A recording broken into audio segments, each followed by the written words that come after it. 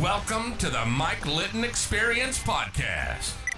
Mike has over 31 years experience in real estate, finance, and investing. He's passionate about being a father, a teacher, a realtor, an investor, and a leader.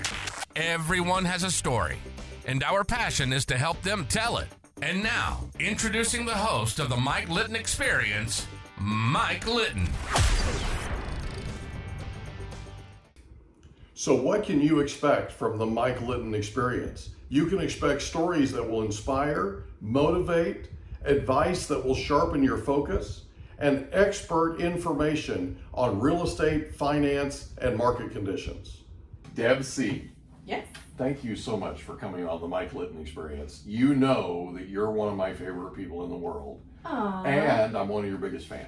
Thank you. I'm so happy to have you on the show. I'm stoked to be here. So we're gonna, as we talked about before we started taping, we're gonna talk about your life story. So what we do is our belief is everybody has a story, and our passion is to help them tell it. Okay. And what we know is people are going to connect with you because of things in your past that have happened to them, right? That were similar, that kind of thing. Mm-hmm. And it's going to inspire and motivate them. Okay. And I think I told you, I spend 4 minutes with you and I'm ready to run through a wall. Oh, so I know how motivating you are and how inspiring you are. And so I'm super, super excited to have you do this and to have your interview on our podcast. I totally appreciate you calling me. So, okay. Let's talk about where you were born. I was born in Escondido, California. Okay. Right down the road. Right down the so road. We're in Carlsbad. We're taping in Carlsbad, full disclosure. Yes. Yeah. At the original Palomar Hospital. Yeah, that's now been demolished, right? It's now been demolished. Yeah. I think they're building condos or something. Yeah. Apartment buildings or something. Yeah. And my oldest son, was also born there. There you go. And I have a cute little story about that. The doctor that was the assistant, like the intern doctor, when I was born C-section, was the primary doctor for my C-section with my son. Oh, wow. So the same doctor helped deliver me that delivered my son. Oh. Isn't that kind of cool? That's World Cup life coming full circle. That's awesome. I thought that was pretty cool. Yeah. So did you grow up in Escondido? I did. Okay. Mm-hmm. So what was your favorite thing about growing up in Escondido?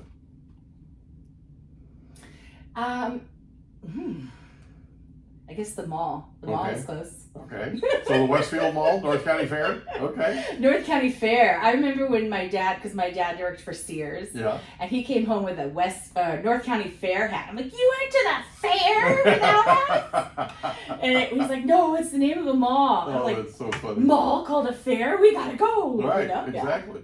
Yeah. That was the big thing. And then as I got older, it was really nice that we were kind of central. I could go downtown. I could go up to Temecula. I could go to the beach, and it just, I was right in the middle. Of nowhere, of everywhere, yeah. Yeah, that felt good. That's really cool. So, but I'm in Vista now. Okay. So much love Vista. Go Vista. I mean, Escondido, I never had any problems in Escondido. There's nothing wrong with Escondido. But Vista is like my home. Much cooler. Yeah. Temperature-wise, it's much cooler. The vibe feels good. I have land out there. Yeah. It's like one of the last places you can get land. Yeah.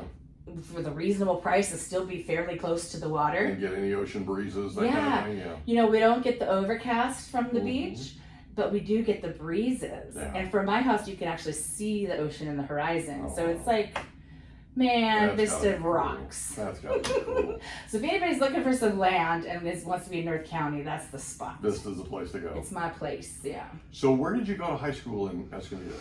I started at Orange Glen. Okay. And then my sister was pregnant with my nephew and had a very difficult pregnancy to the point she was bedridden very early in the pregnancy. And her body kept wanting to have her give birth early, and it was too early. Oh my gosh. So I ended up going off of school, going to an independent study and helping her.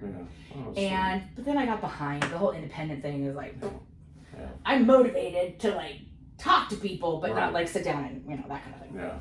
But so when it was time to go back to regular school, I was behind. Okay. So I went to Valley High School. Okay. Which has gotten some bad rap, I think, from some people, and that's because they never went there. Well, I don't think it's got to.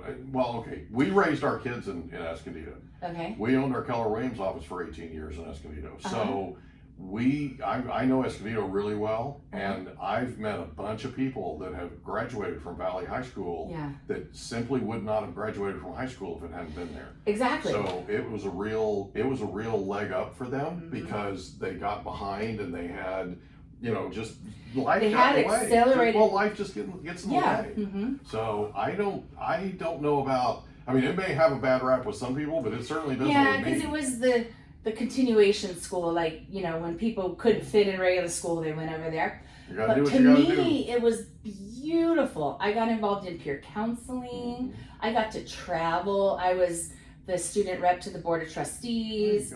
I got to do a lot of really fun things. Yeah. And I got straight A's, and I was the valedictorian of my year, which probably wouldn't have happened at Orange Glen because those valedictorians are like really next level, I wasn't into school that much. Well, I don't blame you. I got good grades on just doing just enough. I don't blame you. I wasn't either. So you graduate Valley High School. Yeah. So here's a question that we ask everybody. Okay. Including the favorite thing, right? So who was the most influential person to you growing up?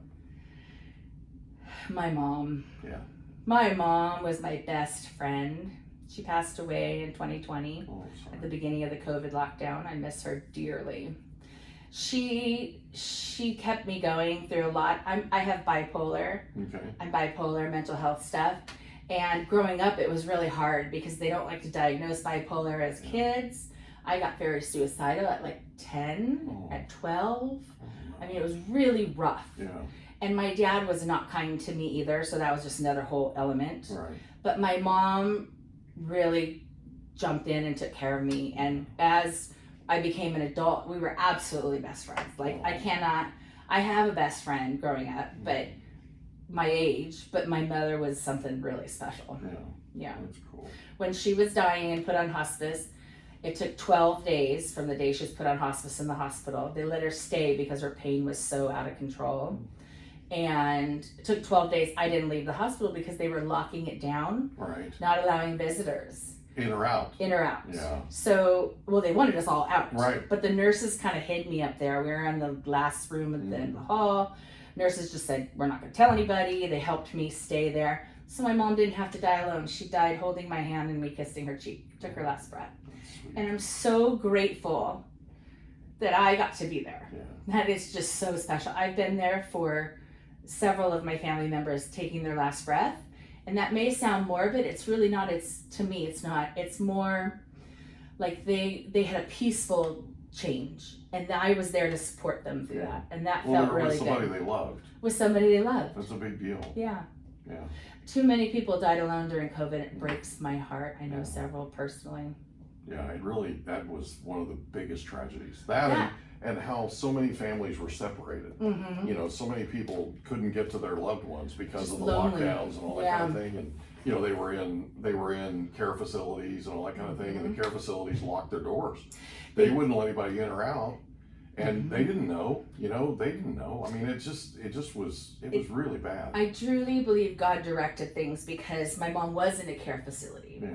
And the doctor called me one day and he says, we finally found out what the growth is in her hip. It's cancer. Oh, so I want to bring her back to the hospital and do more tests. So by the time she had gotten there, the cancer had eaten her whole, is it the femur, the top bone? Yeah. Cancer had eaten her entire femur. It didn't exist in her body anymore. Oh, she had a kneecap down and a replacement ball and joint in her hip, but the bone was gone. Oh my gosh. So that was obvious that it was beyond, and it had spread to her brain and everything. She couldn't get her words out. She stopped recognizing us. It was tough. But that day I said, well, let's get her to the hospital. The next day they locked down the nursing facility. Wow. So I may have not been able to see my mom at all, and she would have died in that nursing facility. Yeah, if it had been a day later, you might not have. Literally a day. It was like, thank you, God, that worked out that way. Because I got to be with her, I went a little cuckoo, staying in one room for 12 days. I kind of lost it a little bit. I can understand. And the I was stress making all of these everything. weird memes and the jib jabs and the stress of everything. Yeah, I mean that would really weigh on you. Yeah, but I'm really glad I got to be there. Mine too. Yeah.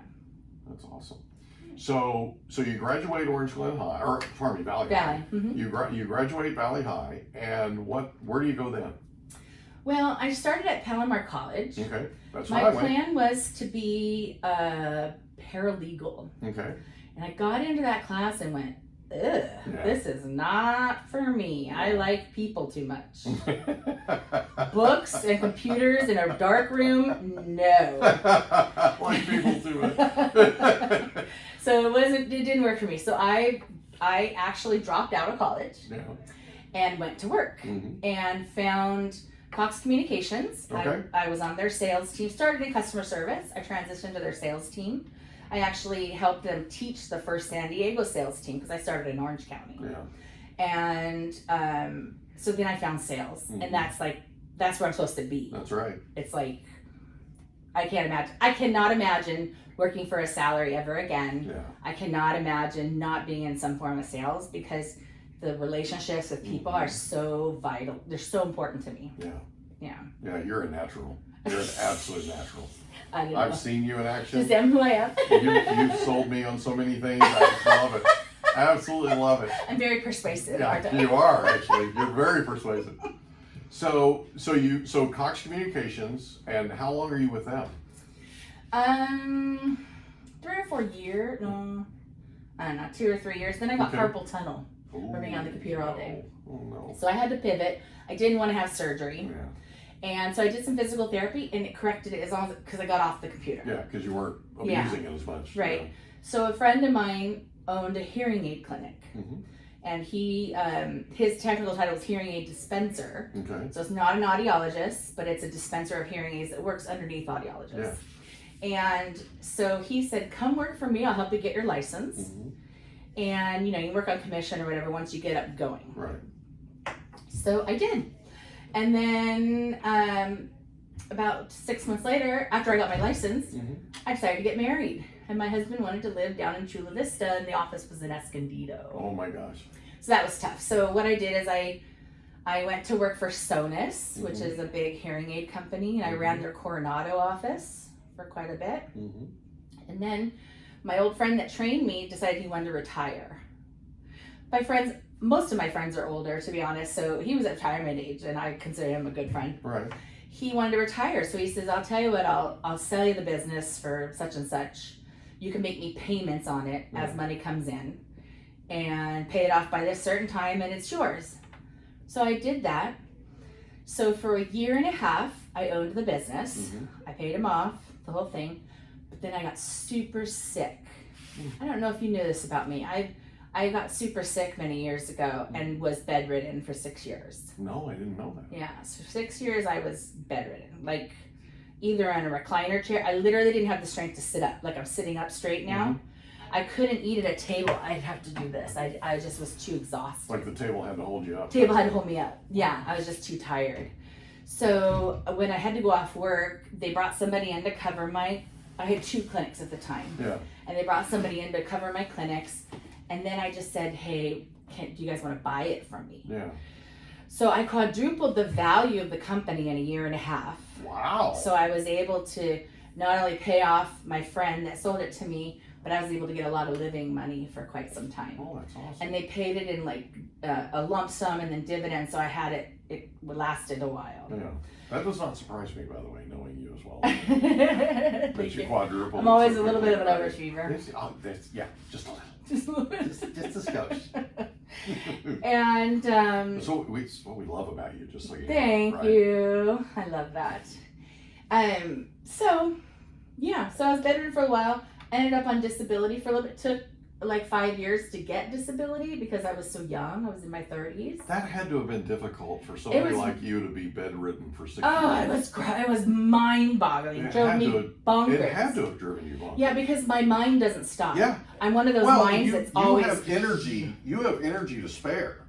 Like you're just constantly moving and grooving and making things happen. You would think so. Well, but that's to me, that's you. Yeah. Right? Yeah. And to be that ball of energy and then wow, that's gotta be. Well, I have balls of energy, but they're in increments now. Okay. I do have fibromyalgia. Is that because of what happened? The illness. Yeah. I have figured out a lot of it. What happened is my bipolar medications were exacerbating the fibromyalgia and chronic fatigue. Oh my gosh. And so it took so long to figure that out. Yeah. And I finally found a doctor that literally saved my life. Wow. He took me off my medicine, put me in the hospital, and we figured it out one medicine at a time. So now I have like a mixture of medicines, which is, I hate having to take so much medicine, but I'm stable now. Yeah. So I can like function, think, that kind of thing, you know? Right. And it's really hard because my, like, sleeping's hard for me because I'm always like plotting and planning and thinking. And Yeah, I know that it feeling. it just doesn't stop. I know that feeling. Yeah. I But can't as get far my mind to as shut off energy at night. goes, to be honest, lately I haven't been feeling real good. So I spend like on the computer, laying down, see a client, lay down. That's just kind of my schedule to get through the day. But I don't know, I still sell a lot of houses and Yes, you do. still do everything I need to do. Yeah. Yeah. And do it well, by the way. Thank you. You do it really well. Appreciate it. I totally admire you. You know that. I know. Thank you. So you have this illness for 6 years, Mm-hmm. and you get through it, Mm-hmm. and then what happens? So Then- you sell the business. I sold right? I sold the hearing aid business. right? Yeah. Well, while I was ill, my mom helped me, and we did a business called Picking, where she would go to a garage sale Mhm. and send me pictures and ask me how much to pay for things. Okay. And then it would come, and then my good days I would work on like oiling up small furniture items or cleaning. She did a lot of it. But I was more like the consultant on like Okay. what we could sell it for, and I did the posting and Craigslist and Okay. things.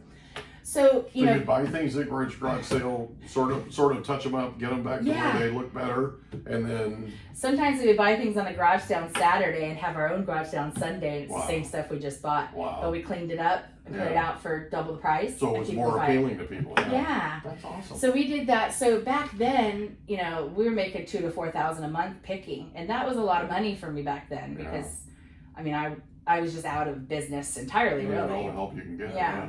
So we did well on that, and then what I ended up doing is starting to broker things for people. Okay. I wasn't really a broker, but what I do is like a friend of mine had a bunch of office furniture, like really expensive office furniture. Okay. So instead of me buying it and taking it and moving it and then selling it, I left it there in his garage, Mhm. and I would show it in his garage, Okay. and I would take 35% of the sales price. So I never had to put money out, So like a consignment kind of like thing. a consignment kind of Okay. thing. Yeah. Okay. But it was all online. brilliant. I don't know if brilliant, but I thought it was pretty good. That does not surprise me. I'm You're very, always thinking. I'm always entrepreneur, You- very entrepreneurial. Really, you're always like your mind is going all the time. Mm-hmm. I love that. That is It's so like, where cool. can I get better? Where Yeah. can I do more? Yeah. Yeah. And then this gentleman said to me, gosh, you're really good on the phones and with marketing. Maybe you would want to learn how to bird dog deals for investors. He was working for an investment company at the time. And I said, well, sure, teach me. I'll Yeah. analyze a deal and call on them and do Sure. things like that. So I did. And then he got laid off from that company. Mhm. They laid off a bunch of acquisitions people. And him and I started kind of a wholesaling business. Mhm. And so with the wholesaling business, the people that I ended up working with are now my business partners. Gotcha. So I started as a wholesaling business. Some things went down with that person I was working with, and we just went our separate ways. Mhm. And so now all the investors I used to work with to wholesale to Mhm. are now I'm partnering with. Right. So we're Now, together. just real quick, for people that don't know what wholesaling is, Oh yeah. wholesaling is where you go out and you bird dog, you find a property. Mm-hmm. It's usually a property that's under distress of some kind, right? Right. It needs work.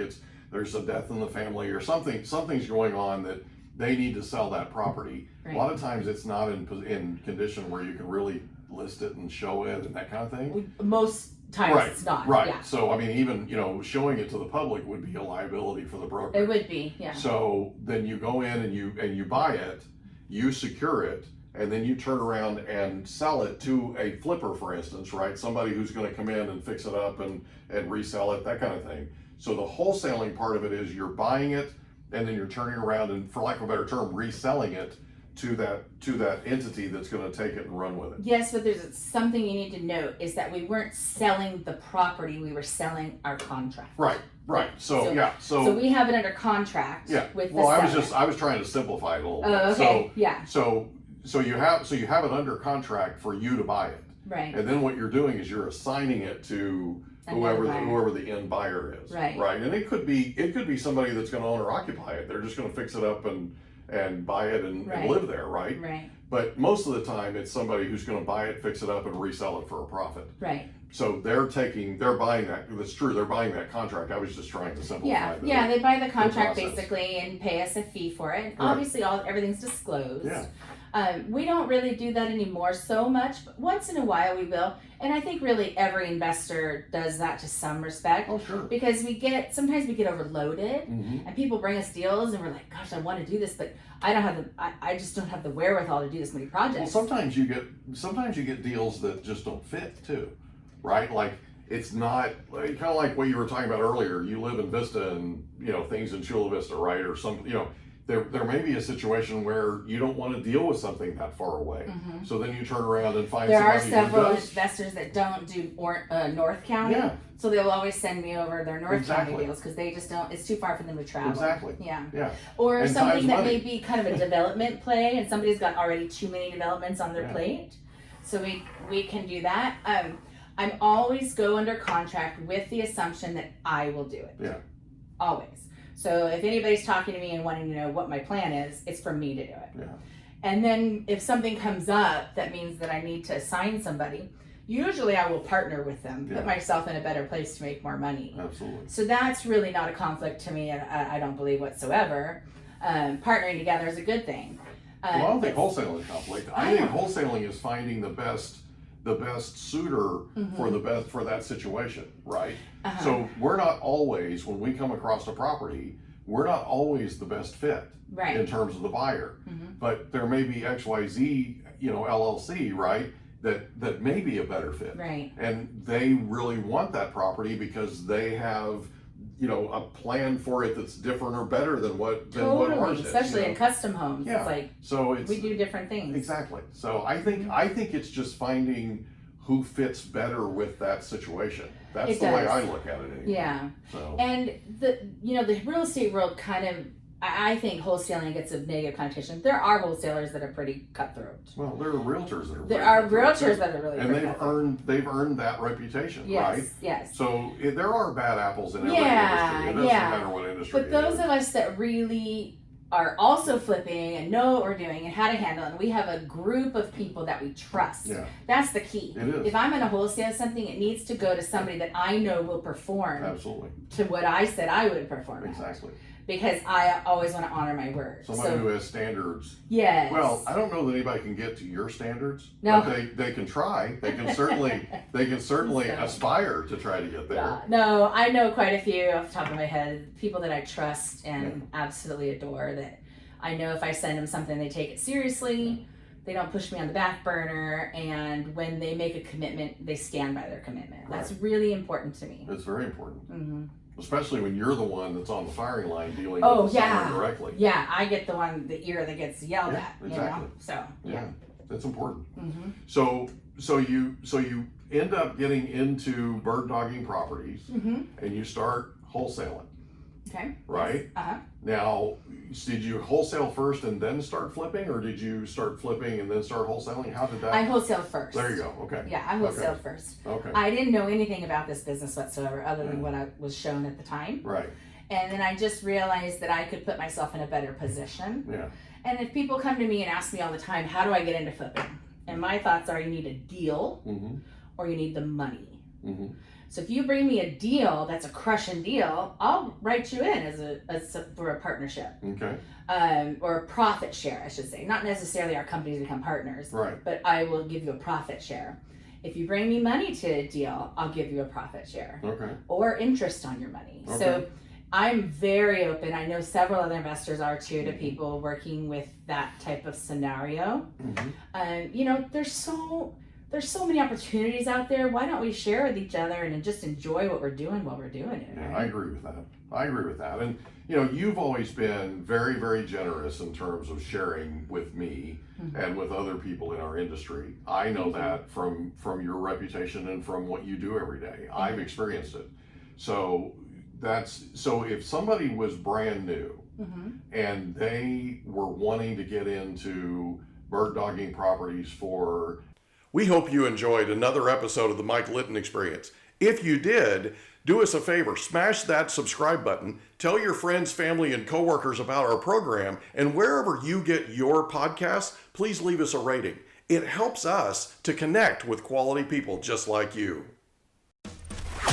And that's a wrap. Another episode of the Mike Litton Experience in the books. Reach out to Mike on Instagram at Litton Realty. Want to meet with Mike? Check out calendly.com/Rio760.